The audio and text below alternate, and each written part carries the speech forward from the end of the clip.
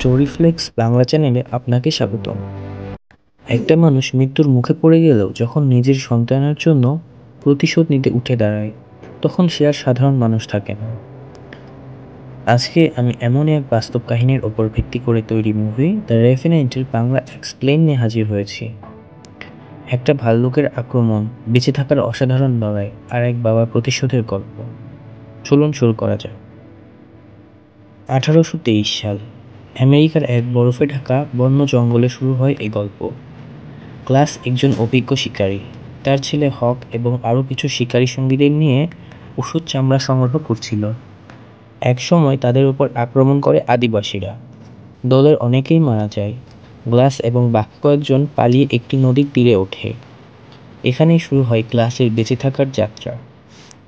একদিন জঙ্গলে শিকার করতে গিয়ে গ্লাস হঠাৎ এক বিশাল ভাল্লুকের আক্রমণে শিকার হয়।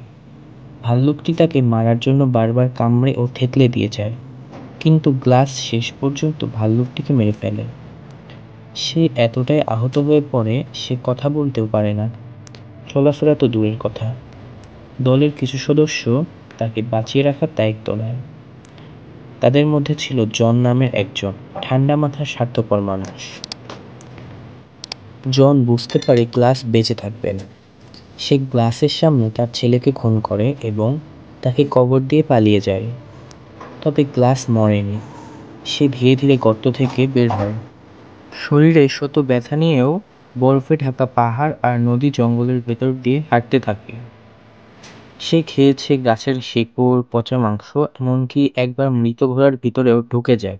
ঠান্ডা থেকে নিজেকে বাঁচিয়েছে। তার মাথায় ছিল একটাই চিন্তা, আমার ছেলে হত্যার প্রতিশোধ আমি নেব। অবশেষে অনেক কষ্টর পর জনের কাছে পৌঁছে যায়। তাদের মাঝে একটি ভয়ঙ্কর লড়াই শুরু হয়।